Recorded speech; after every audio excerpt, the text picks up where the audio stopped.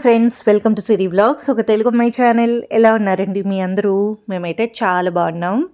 And ఇక్కడ green టీషర్ట్తో ఒక అబ్బాయి పరిగెడుతున్నాడు కదా, మన అక్షయ్. హైదరాబాద్ వచ్చాక అక్షయ్ని అడిగామన్నమాట, ఎక్కడైనా జాయిన్ అవుతావా ఏదైనా స్పోర్ట్స్లో అంటే ఫుట్బాల్ నేర్చుకుంటా అన్నాడు. బెంగళూరులో ఉన్నప్పుడు అక్కడ స్కూల్లో కూడా ఫుట్బాల్ ఆడించేవారు. సో అట్లా తనకి ఫుట్బాల్ మీద ఇంట్రెస్ట్ అనమాట. ఫస్ట్ అయితే ఒక డెమో క్లాస్ అటెండ్ అయ్యాడు. ఆ తర్వాత అక్కడ తనకి నచ్చి ఇంకా జాయిన్ అయ్యాడు అనమాట. ఇంకా వారానికి ఒక 6 క్లాసెస్ అట్లా ఉన్నాయి. బాగానే నేర్చుకుంటున్నాడు ప్రస్తుతము. All good. ఈ వ్లాగ్లో రాజమండ్రి నుండి హైదరాబాద్ వచ్చిన రోజు నుండి ఆ వీకెండ్ వరకు అండి. హైదరాబాద్ రాగానే ఫస్ట్ ఫ్రెష్ అప్ అయిపోయి హాస్పిటల్ అపాయింట్మెంట్ తీసుకుని వెళ్ళి అక్కడ రిపోర్ట్స్ అన్నీ చూపించాము. రాజమండ్రిలో మాకు బ్లడ్ టెస్ట్ 2 times జరిగాయి, స్కాన్ జరిగింది, అవన్నీ ఇక్కడ చూపించామన్నమాట. అవి కాక ఇంకొక 5-6 టెస్టులు చెప్పారు.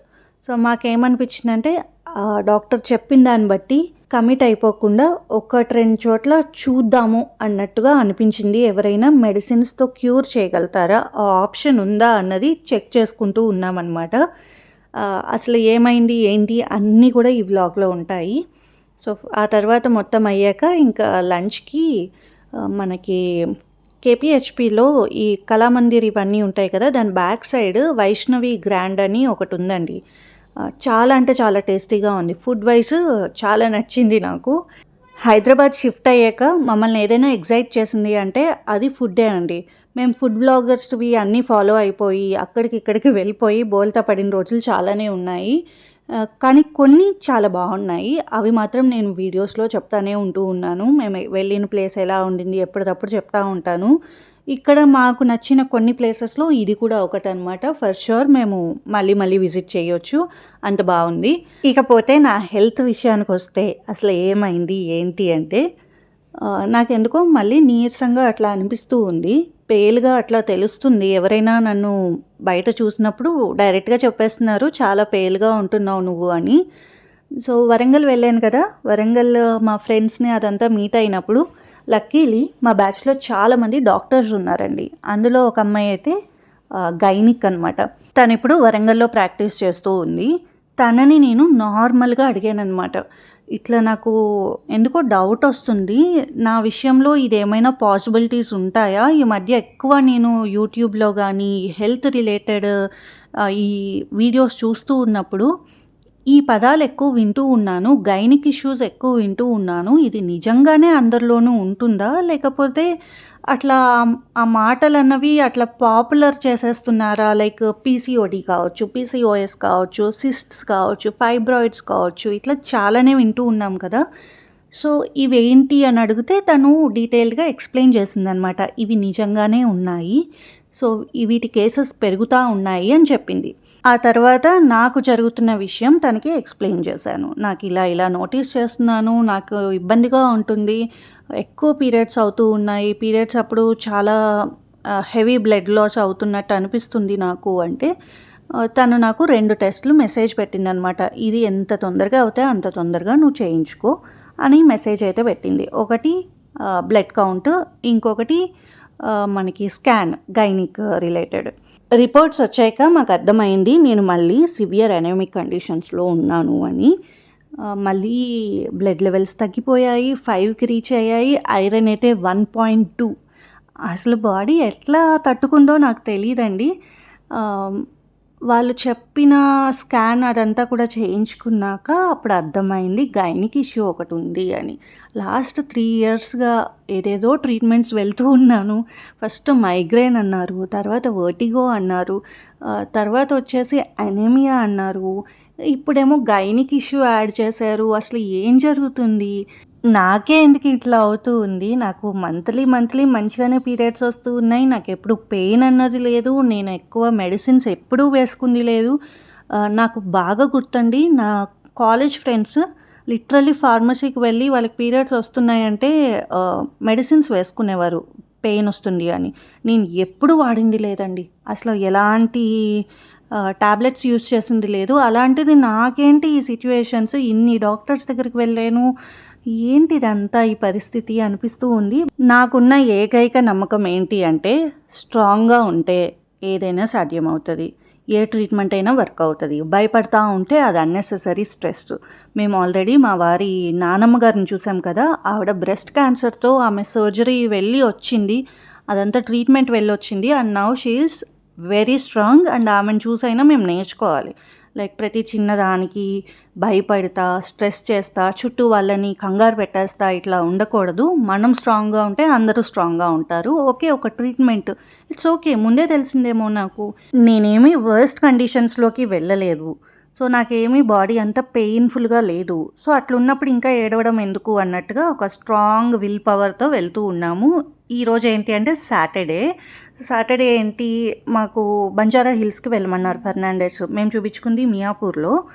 సో అక్కడేమో ఇన్ పేషెంట్స్ లేదు, మీరు బంజారా హిల్స్కి వెళ్ళాలి, అక్కడ మీకు చెప్తారు మళ్ళీ బ్లడ్ ఎక్కించాలా లేకపోతే ఐరన్ ఎక్కించాలా అక్కడ చెప్తారు.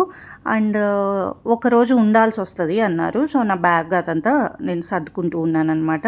ఒక బెడ్షీటు, మనకి తలదూకోవడానికి కోంబు. సో ఇది మా అమ్మ ఇచ్చిందనమాట నాకు, ఫోల్డబుల్ది. నా ఫైల్స్, చిన్న బేసిక్గా అంత మరీ పిచ్చిదానిలా కనపడకుండా కొంచెమైనా రెడీ అవటానికి పెట్టుకున్నాను. ఇది పెయిన్ కిల్లరు, ఇది ఎప్పుడు బ్యాగ్లోనే ఉంటుంది. హెడేక్ వస్తూ ఉండేది కదా అంతకుముందు, మైగ్రేన్, అప్పుడు ఇది ఎప్పుడు యూజ్ చేసేదాన్నండి. లాస్ట్ టైము నాకు బాగా గుర్తు, ఎక్కడ యశోదాలో ట్రీట్మెంట్ చేస్తున్నంతసేపు నేను జెండు బామ్ పట్టుకునే కూర్చున్నాను. అంత హెడేక్ ఉండింది. బట్ బ్లడ్ ఎక్కించిన తర్వాత హెడేక్ అయితే లేదు నాకు. బట్ అప్పుడప్పుడు వస్తూ ఉంది కానీ అంత సివియర్ అయితే లేదు. ఇక్కడ నేను ఏదో నవ్వుతా అన్నీ సర్దేశాను కానీ లోపల ఒక టెన్షన్ అనమాట. అక్షయ్ని వదిలి వెళ్ళాలి అని బాధగా ఉండింది. ఇప్పుడు నేను చెప్పే విషయం మీకు నచ్చొచ్చు నచ్చకపోవచ్చు, ఒక్కొక్కరి పేరెంటింగ్ ఒక్కొక్కలా ఉంటుంది. నాకైతే అన్నీ మన పనులు మనం చేసుకోవాలి, ఎవరి మీద ఉత్తినే ఆధారపడిపోకూడదు అన్నది చిన్నప్పటి నుండి ఉంది. సో లాక్డౌన్ అప్పటి నుంచి మేము ఎక్కడికైనా బయటికి వెళ్ళేటప్పుడు అక్షయ్ని ఇంట్లో పెట్టడం అలవాటు. అప్పుడు ఇంకా చిన్నోడు కదా, బట్ స్టిల్ తను ఉన్నాడు. ఇప్పుడు కూడా అంతే. సో మేము టెస్ట్స్కి వెళ్తున్నా, డాక్టర్స్ని కన్సల్ట్ చేస్తుంటానికి వెళ్తున్నా కూడా తనకి చెప్పి వెళ్ళేవాళ్ళం. ముందు రోజే ప్రిపేర్ చేసేవాళ్ళము, ఇట్లా వెళ్ళేది ఉంది, ఈ టైంకి వల్ల మేము వచ్చేస్తాము, 2-3 అవర్స్ పడుతుంది, ఇంకా లేట్ అవుతే మాత్రం మేము స్విగ్గీలో ఆర్డర్ చేస్తాం ఫుడ్, కాల్ చేస్తామని తనకు ఒక ఫోన్ ఇచ్చి అట్లా వెళ్ళేవాళ్ళం అనమాట. నిజం చెప్పాలి అంటే మా పేరెంట్స్కి, ఇన్లాస్కి, నా క్లోజ్ ఫ్రెండ్స్కి తప్ప ఇప్పుడు జరుగుతుంది ఎవరికి తెలీదు. అన్నారు కానీ కదా, వీడియో తీసుకుంటే తినేస్తున్నావు. ఇప్పుడు చెప్తాను, హాస్పిటల్స్కి ఎప్పుడైనా జాయిన్ అయినప్పుడు మీకు ఇష్టమైన ఫుడ్ తినేయాలండి. డెలివరీ అప్పుడు నేను సమోసా తినేసి ఈలోపు తాగేసావు. మామూలు తాగొచ్చు కదా, అదే హాస్పిటల్కి పెట్టుకున్నావు. నువ్వు మామూలు తెచ్చావా? నాకు తెచ్చుకోవాలి, తాగాలి, ఒక వర్క్ ఉంది, తెచ్చుకో.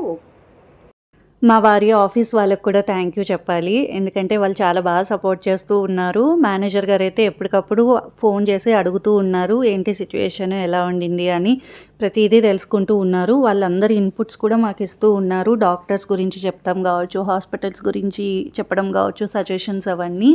వాళ్ళందరికీ కూడా థ్యాంక్స్ చెప్పాలి, ఎందుకంటే వీళ్ళకి జూన్ జూలై టైము వీళ్ళకి ఇది ఉంటుంది కదా, అప్రైజల్స్, ఆ టైం అనమాట, చాలా క్రూషియల్. సో ఆ టైంలో నేను ఈ పని పెట్టాను అన్న బాధ నాకున్నా కూడా వాళ్ళందరూ ఇన్ని బాగా సపోర్ట్ చేస్తూ ఉన్నారు. ఈ ట్రీట్మెంట్లన్నీ ఒక ఎత్తు అయితే ఇన్సూరెన్స్ ఇంకో ఎత్తు. మాకు ఆల్రెడీ కంపెనీ వాళ్ళు ఒక లిస్ట్ ఇచ్చేస్తారు, ఈ హాస్పిటల్స్లో మీ ఇన్సూరెన్స్ వర్క్ అవుతుంది అని. సో అవన్నీ చూస్తూ ఉన్నాము, వెళ్తూ ఉన్నాము. కానీ ఇప్పుడు మేము ఫెర్నాండెస్కి వెళ్ళాం కదా, అది మన సబ్స్క్రైబర్స్లో ఒకరైనా దేవి గారు చెప్పారనమాట. ఆవిడ అక్కడ ట్రీట్మెంట్ చేయించుకున్నప్పుడు చాలా బాగా చూశారని, డాక్టర్స్ చాలా బాగున్నారు. మియాపూర్ది చెప్పారు. మియాపూర్ మా లిస్టులో ఉంది. చాలా హ్యాపీగా ఫీల్ అయ్యాము. కానీ నెక్స్ట్ డే మా వారేమో ఆఫీస్కి వెళ్ళాల్సి ఉండింది, చాలా ఇంపార్టెంట్. నాకు ఎట్లా అన్నదే అర్థం కాలేదు. అప్పుడు దేవి గారు వాళ్ళ హస్బెండ్ని పంపించారనమాట. వాళ్ళు బాచుపల్లిలో ఉంటారు, అక్కడి నుంచి డైరెక్ట్ హాస్పిటల్కి. నేనేమో మా ఇంటి నుంచి డైరెక్ట్ హాస్పిటల్కి వెళ్ళి అక్కడ కలిసామన్నమాట. సో అక్కడంతా ఆయన నా పక్కన ఓపిక్గా కూర్చుని ఉన్నారు. అండ్ ఆ తర్వాత వాళ్ళ ఇంటికి వెళ్ళి వచ్చాం. బాచుపల్లి అంత లోపలికి ఉంటుందని నేను ఎక్స్పెక్ట్ చేయలేదు, చాలా లోపలికి ఉంది. ఆయన అంత జర్నీ చేసి మా కోసం వచ్చారు, చాలా హ్యాపీగా అనిపించింది. తర్వాత దేవి గారు వాళ్ళ ఇంటికి వెళ్ళాను, ఆవిడ్ని కలిసాను. సో ఆవిడని పలకరించి ఒక 1-2 అవర్స్ ఉండి వచ్చానమాట. ఇంతకీ హాస్పిటల్లో ఏమైంది, టెస్ట్స్ అవి చేశారు, శాంపిల్స్ అవి తీసుకున్నారు. తర్వాత చెప్పింది ఏంటి అంటే, ఒకవేళ మీరు ఇక్కడ జాయిన్ అవ్వాలి, అడ్మిట్ అయ్యి ట్రీట్మెంట్ తీసుకోవాలి అంటే మీరు బంజారా హిల్స్‌కి వెళ్ళాలి అన్నారు. బంజారా హిల్స్ మా లిస్ట్‌లో లేదు. నేను అప్పటికప్పుడు ఫోన్‌లో చూశాను. బంజారా హిల్స్ మా లిస్ట్‌లో లేదు. ఏం చేయాలి? ఇక్కడేమో ఇన్ పేషెంట్స్‌కి లేదు ఫెసిలిటీ. భలే షాకింగ్‌గా అనిపించింది. నేను టెస్ట్ కూడా ఇచ్చేసాను. ఇప్పుడు ఏం చేయాలి అనుకున్నాను. బట్ మా వారేమన్నారు, ఓకే చూద్దాము. అక్కడికి వెళ్ళి చూద్దాము. అక్కడ సిట్యుయేషన్స్ ఎట్లున్నాయో చూద్దాము. వాళ్ళు ఏం చెప్తారు ఎస్టిమేషను అంతా చూసుకుని ఒకవేళ మన చేతిలోంచి కట్టుకోవచ్చు అనుకుంటే మాత్రం ప్రొసీడ్ అవుదాము. లేకపోతే ఇంకొకటి చూసుకోవాల్సిందే. సో ఆ రోజు జరగాల్సింది కూడా మాకు పోస్ట్‌పోన్ అయిపోయింది. ఎందుకంటే అక్కడ జనరల్ ఫిజిషియన్ ఏమన్నారంటే, నీకు త్వరలో పీరియడ్స్ వచ్చేది ఉంది. ఒక 2-3 డేస్‌లో పీరియడ్స్ వస్తది. ఇప్పుడెందుకు ట్రీట్మెంట్? నీకు మళ్ళీ సివియర్ బ్లడ్ లాస్ అవుతది. నీకు ఇప్పుడు బ్లడ్ ఎక్కించినా వేస్ట్ అయిపోతుంది. సో ఎందుకు అట్లాగా? నీకు పీరియడ్స్ అయ్యాక రా, అప్పుడు మళ్ళీ ఒకసారి టెస్ట్ చేస్తాము. ఎంత ఉంది నీకు ఆఫ్టర్ బ్లడ్ లాస్ ఎంత ఉంది అన్నది చూసి దాన్ని బట్టి ఎక్కిస్తాము. అది మినిమం 10కి రీచ్ అయ్యాకనే ట్రీట్మెంట్.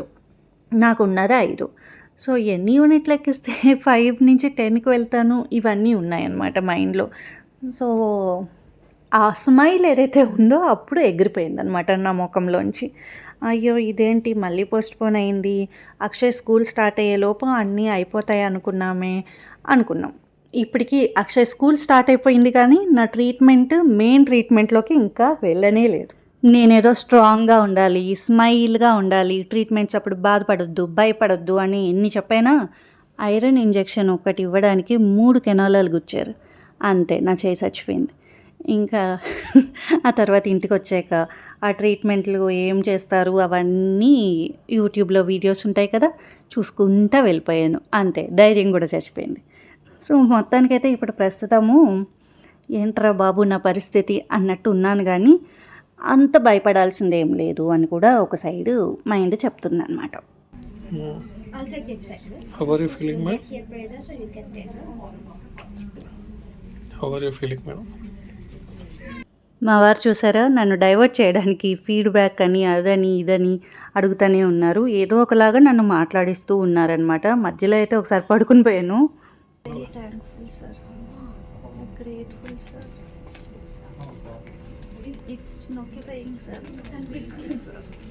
ఈ హాస్పిటల్స్ చుట్టూ తిరగడము, టెస్టులు చేయించుకోవడము, ఇంతమంది గైనిక్స్ని కలిసాక నాకు అర్థమైంది ఏంటి అంటే, మనసులో ఏదైనా డౌట్ వచ్చిందనుకోండి, వెంటనే మీ ఇంట్లో వాళ్ళకి చెప్పండి, డయాగ్నోసిస్ చేయించుకోండి. మీ దగ్గర ఉన్న గైనిక్ని ఒకసారి మీట్ అవ్వండి, వాళ్ళు రాసే టెస్టులు అవన్నీ చేయించుకుని అన్నీ ఓకేనా అన్నది చూసుకోండి. నేను చెప్పడానికి రీజన్స్ ఏంటి, అసలు నాకు ఏ ట్రీట్మెంట్ ఇచ్చారు అన్నది నేను నా ట్రీట్మెంట్ అయిపోయాక చెప్తాను. ఎందుకంటే ముందు చెప్పి మిమ్మల్ని కంగారు పెట్టి నేను కంగారు పడిపోయి అదే ట్రాన్స్లో అదే లూప్లో నాకు ఉండాలని లేదు. సో ఫస్ట్ థింగ్ ఏంటి అంటే, నేను అనేమిక్ అయిపోతూ ఉన్నాను. అనేమిక్కి గైనిక్ ఇష్యూస్ ఏమైనా రీజన్ ఉండొచ్చా అని మా ఫ్రెండ్ని అడిగితే ఉండొచ్చు అంది. నేను టెస్ట్కి వెళ్తే నాకు అందులో ఒక రీజన్ కనపడింది. సో దాని మీద మేము ట్రీట్మెంట్కి వెళ్తూ ఉన్నాం. సో అట్లా ఏమైనా ఉంటే కూడా ముందే తెలుసుకుంటే చాలా చాలా మేలు కదా. అది సివియర్ అయిపోయి వరస్ట్ కండిషన్స్లోకి వెళ్ళాక మనం ట్రీట్మెంట్ చేసుకుని కంగారు పడే కంటే ఇది నయం. సో అందుకని చెప్తా ఉన్నాను, నాకేం నొప్పులు లేవు, లేకపోతే నేను నొప్పులు భరిస్తాను, నేను ఇంట్లో వాళ్ళకి ఏదో మిగిల్చేస్తాను అనుకుంటే మీ లైఫ్ మిగలదు. రూడ్గా మాట్లాడినట్టు ఉంటుంది, కానీ మనకి తెలిసింది గోరంతా తెలవండి కొండంతా అన్నది నమ్మి వెళ్ళండి. మీకు ఏదైనా డౌట్ వస్తే డయాగ్నోసిస్కి వెళ్ళండి. అన్నీ బాగానే ఉంటే హ్యాపీయే, బాగోకపోతే టైమ్ టు గెట్ అలర్ట్. ఇంతే అండి ఈరోజు వ్లాగ్. నెక్స్ట్ వ్లాగ్ వచ్చేటప్పటికి నా ట్రీట్మెంట్ అయిపోవాలని కోరుకోండి. Thank you so much for watching. By.